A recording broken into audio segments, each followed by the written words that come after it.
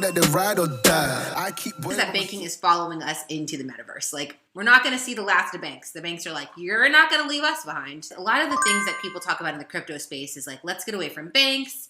Banks are bad. That's like a common theme that I always see. But then, lo and behold, JP Morgan is the first bank to join the metaverse. They created a lounge inside Decentraland. So if you haven't heard of Decentraland, it's a metaverse that's been around for some years. I want to say it started in 2017. And the currency in the game is called mana, and you can buy that to either hold and wait for it to appreciate, or you can use that and spend that on things in the game. There's a casino where you can gamble. There's also museums and artwork where people display their NFTs. It's kind of a fun game. I plan to go visit the lounge, and I'll show you guys that footage here when I go visit the lounge in Decentraland. JP Morgan is the largest bank in the US, and that said, it's become the first lender to arrive in the metaverse. A lot of clients are interested in the metaverse, and Christine Moy is the head of the crypto program in the metaverse. They're going to be putting together a white paper to help clients cut through all the noise and highlight what really is important and what's really going on.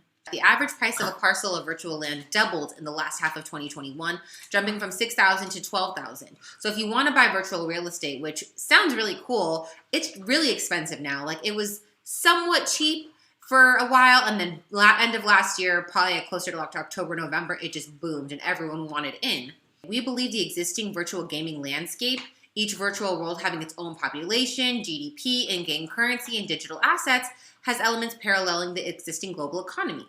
So one thing that I think is really cool about crypto, and one thing that I think is cool about Web3 in general, is how interconnected it can make the world. So one of the big things that I know is that like foreign exchange currency can end up being so much smoother, and sending money from yen to US dollars to euros can end up being a lot smoother. So it actually does make sense for banks to get into this space.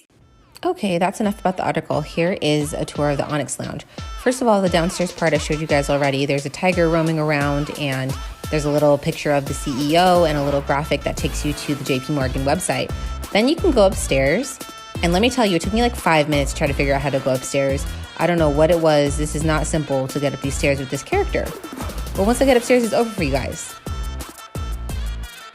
So then when I finally went upstairs, all 3 TVs were off in the lounge. I'm not sure why. And there's yet another picture of the CEO. And there were some papers on the desk. I wasn't able to read them. You have a nice view of the Metajuku Mall area, which is right outside. That's where you can find the Onyx Lounge in Metajuku Mall. And then I just decided to hang out in the lounge by myself and remind myself how to do things.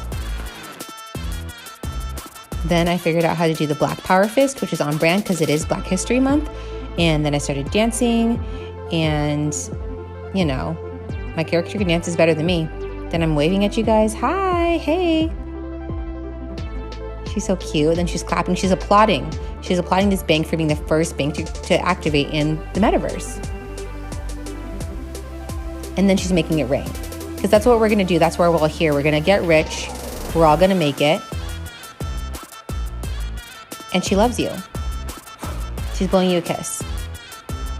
Okay, and then make it rain again because we don't have time for feelings. We need money. And that was my time visiting the Onyx Lounge. I hope you guys visit too.